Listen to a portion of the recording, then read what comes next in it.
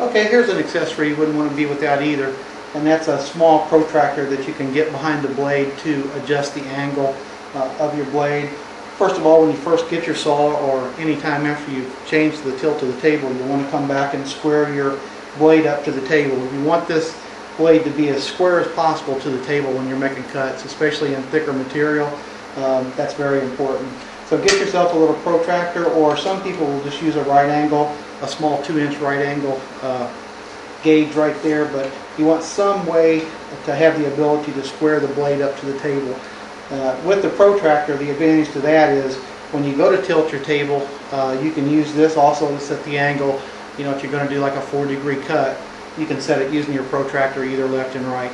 So just pennies, go out and buy yourself a small plastic or metal protractor, and that'll give you the ability to adjust your blade. Another specification for your scroll saw is the maximum cut thickness that your project can be, and usually those are rated when the blade is at 90 degrees. If you've got the table tilted, the depth of the cut you can make becomes shallower. But in this case on the DeWalt, it has a 2-inch cut, which has been more than enough for me. Occasionally when you're doing some 3D cutting, the more cut ability you have, the better off you can cut the 3D patterns. Another thing to consider when you're buying your scroll saw is, does it come with a stand, or are you going to make your own stand, or perhaps you're going to use your scroll saw on a bench. But you want to determine when you buy your stand or make your stand, however you're going to do it, that you get it at a good comfortable height for you. Some people saw standing up, some people sit down. I sit on a stool, which is a fairly high stool, so my stand's just perfect for the stool that I use. But you do want to make sure that you can get the table at a good comfortable position for you for your sawing, especially if you're going to set and saw. The next thing to look at is just the fit and finish of the saw. As with anything else, you can spend less or more money on a scroll saw, anywhere from, I've seen them from $79 all the way up to $1,500, $1,600. So you have a pretty wide range of saws out there to look at, and they all do basically the same thing. They all take a fairly small blade and allow you to move it through a piece of wood with fairly intricate cuts. But you do want to have some decent quality so you don't have the frustration of breaking blades or not being able to follow a line, especially on more intricate cuts. So you want to look at the fit and finish. Is there any wobble in the arm? When the blade is moving up and down, is it moving up and down in a true straight up and down? And you can check that by putting a white piece of paper or a business card or something like that behind the blade. Start it running and watch it from the front very closely, and you should see a single line. You shouldn't see this blade wobbling back and forth. If you do, you're going to have more frequent blade breakage, and it's just going to be more frustrating for you. So look at the fit and finish. You know, check all the everything that moves. You know, does the thumb screw look substantial enough that it's going to hold up for repeated loosening and tightening? Does the blade or the arms, you know, have a lot of wobble to them where the bearings are possibly cheap? Does the motor look substantial enough?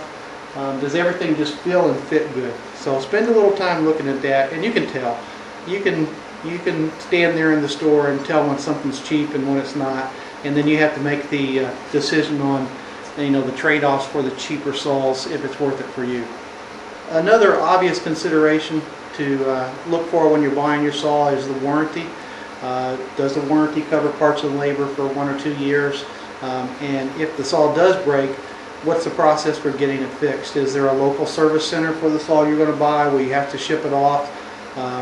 Those are all questions that you want to look at. And again, it varies depending on whether you're a part-time hobbyist or a full-time sawyer, how important service will be to you. If you're going to use this saw every day and cut pieces in a business, you want to be able to get parts, you want to be able to get them quick, and you want to be able to get service quick if you need that. So make sure you take a look at the service and warranty aspect of the saw, and make sure that fits your needs also. One thing I brushed over kind of quickly a minute ago that I do want to go back and talk about is this saw is a variable speed saw, and you can find saws with and without the variable speed control. I do think you want to, if at all possible, buy a variable speed saw. There are projects that you just simply will not be able to cut if you can't slow the speed down on your saw. So look for a variable speed saw if you can afford it, and make sure the controls, again, is in an easy place for you to access it. Okay, here's a question I get asked frequently, and that is they'll write me an email and say, I have an older scroll saw or even a newer scroll saw that only uses pin end blades. And what I'm talking about is at the end of the blade, there's two different types of scroll saw blades. One of them is a plain end, like this one is, and there's another one that has a pin through it that has to be hooked over a latch in the top and bottom.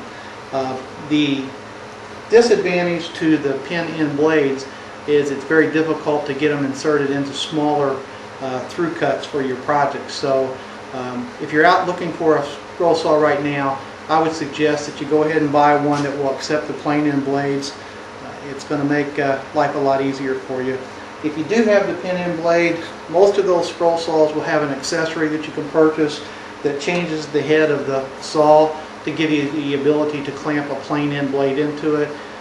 From my experience, those aren't very successful, but you know, if that's what you have and you want to give it a try, it'll give you the ability to create the project. It just may not be as successful as far as breaking blades, and the aggravation of changing blades might be a little more. But again, all these scroll saws do the same thing. They all take a blade and move it up and down. So if you can get an accessory that will let you take a plain end blade, go ahead and try that. If you are out looking for a new scroll saw, go ahead and do yourself a favor and get a model that's designed for the plain end blades. Let's talk just for a second about blade tension. I do get some emails occasionally asking me how to tension the blade as far as to keep from breaking them. And to be honest with you, I very seldom ever break a blade. Sometimes when I'm using the small jeweler's blades, I'll break a few going through a jigsaw puzzle or something like that. But if you tension the blade correctly and the saw is of a good quality and nothing unusual is going on where like you're trying to cut something that's probably inappropriate, the blade should last a little while. You want to buy a high quality blade, and when you put it into the saw, you want to get a good solid ping. Now, I take my finger and thump on this right now. You're hearing a very dull thump. Obviously, that's not good tension. So I can tighten it just a little bit, and you can hear it sounds, there's a little more ping to it. Still not good enough. I want to hear it to sound about like that.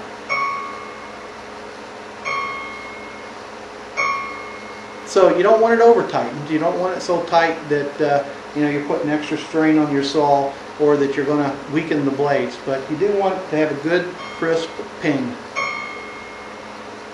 Okay, that's my overview tonight of just some general tips that I would say are things you want to look for when you go out to buy a saw. Especially if you're going out to buy a used saw, you want to take the time to make sure all the parts are, you know, still in good shape before you buy it, or if they're not, that you have the ability to repair and replace those parts. So if you don't have a saw, these are some things to look for. Go out and buy you one. Get started in this fun hobby. If you do have a saw and you're looking to upgrade, those are some features I think you might want to look for in your upgrade. Thanks for watching this video, and we'll see you in the next one.